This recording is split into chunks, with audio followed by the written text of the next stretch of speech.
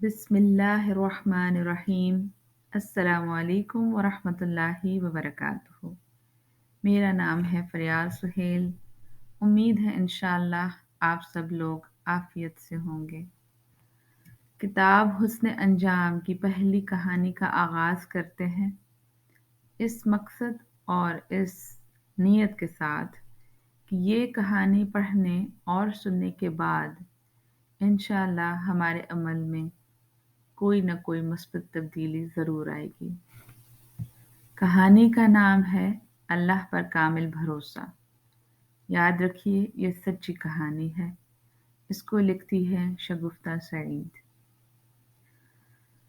बिस्मिल्लाह।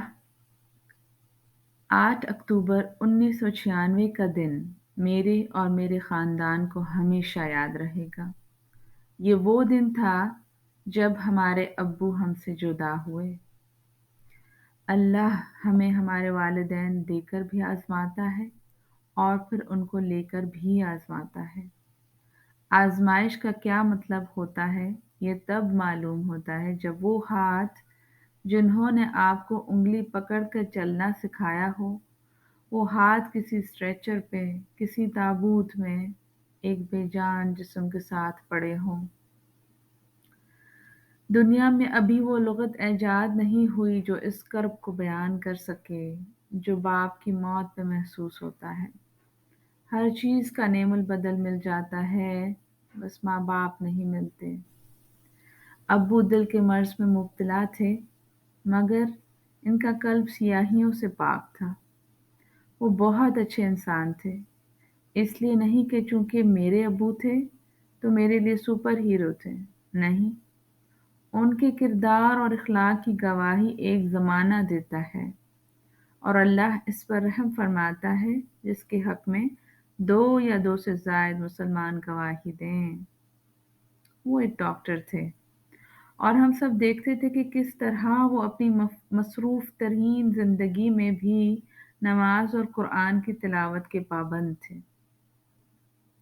उन्हें अपने पेशे से जुनून की हद तक लगाव था।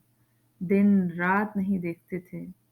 कोई उनको बुलाता और वो पहुंच जाते। वालिदा अब्बू से कभी नाराज़ भी होती कि लोग फीस नहीं देते फिर भी आप चले जाते हैं।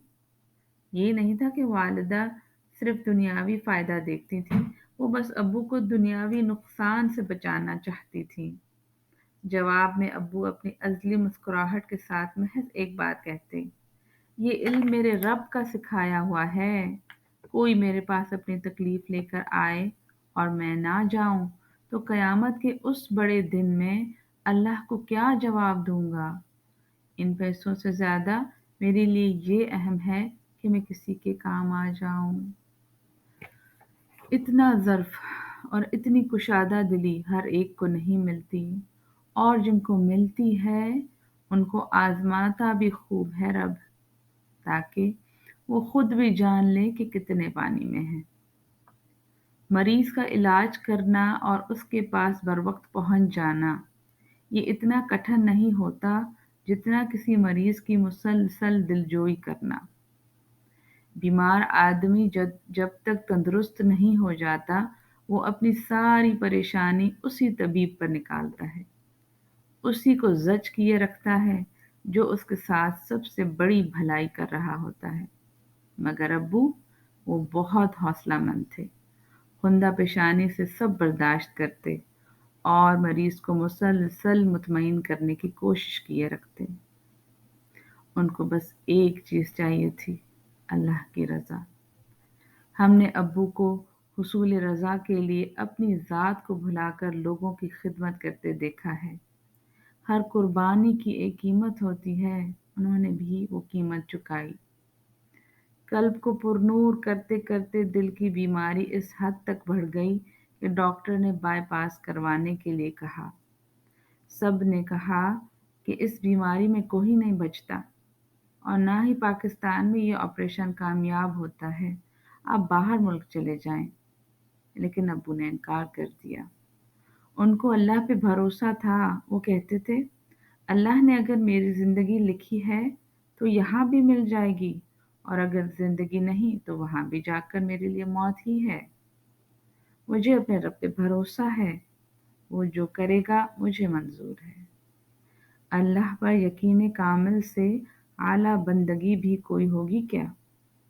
ابو آپریشن کے لیے CMH راولپنڈی میں داخلہ ہو گئے۔ 24 دن اسپتال میں رہے۔ جب بھی ہم ان سے ملنے جاتے تو وہ قرآن پڑھ رہے ہوتے اور مطمئن نظر آتے۔ اس کے علاوہ باقاعدگی سے ہم سے ملنے ہر جمعرات کو گھر بھی آتے اور اس دوران بھی مریضوں کو چیک کرتے۔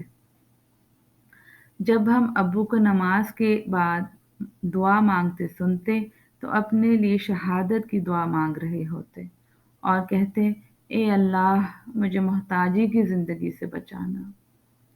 دعا سے بڑا ہتھیار کوئی نہیں۔ ان کے پاس دعا بھی تھی اور توکل بھی۔ آپریشن سے 2 دن پہلے ابو نے اپنی وصیت لکھ کر باجی کو دے دی، جس میں تمام بہن بھائیوں کو سختی سے نماز، قرآن اور روزے کی پابندی کرنے کی وصیت کی اور اپنی وفات کے بعد ہر قسم کی بدعات سے بچنے کی تاکید کی۔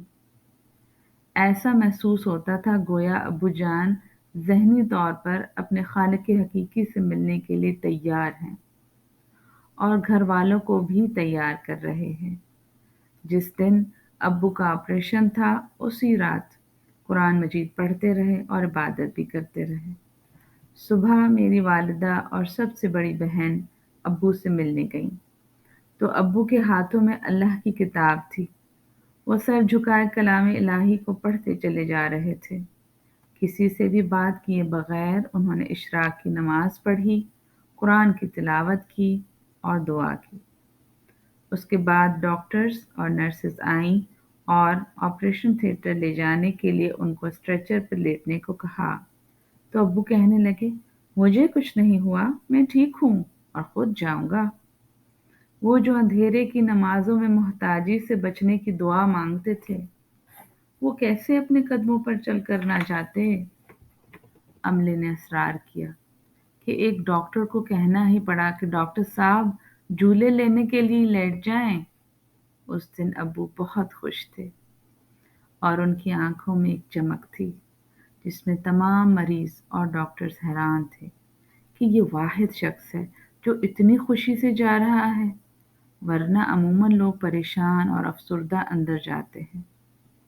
مگر بات یہ ہے کہ اللہ کے بندوں کو نہ مستقبل کا خوف ہوتا ہے اور نہ ماضی کا غم۔ ابو نے اپنے سامنے دل کے آپریشن کے دوران کئی مریضوں کو دم توڑتے دیکھا تھا، مگر پھر بھی وہ مطمئن تھے۔ اس کے بعد ان کا آپریشن ہوا اور آپریشن کے دوران ہی وہ اپنے خالق حقیقی سے جا ملے۔ ان کی دعا پوری ہو گئی اور وہ محتاجی کی زندگی سے بچ گئے۔ آج ابو کی وفات کو 20 سال ہو گئے ہیں، مگر اتنے برس بعد بھی لوگ ان کا ذکر خیر کرتے ہیں۔ کہانی کا اختتام، امید ہے کہ اس سے آپ نے اپنے لیے ضرور سبق لیا ہوگا۔ اللہ تعالی ہمیں بھی اپنے اعمال کی اصلاح کی توفیق دے، ہمیں اپنی برائیاں، کوتاہیاں، گناہ دیکھنے کا حوصلہ دے اور دوسروں کے لیے ہم صابر ہو جائیں، شاکر ہو جائیں۔ اسی میسج کے ساتھ انشاءاللہ اگلی کہانی کے ساتھ کچھ دنوں بعد اپنا خیال رکھیے گا اور اس سے زیادہ ان کا جو آپ کے اوپر ڈیپینڈنٹ ہے۔ فی امان اللہ۔ السلام علیکم ورحمۃ اللہ وبرکاتہ۔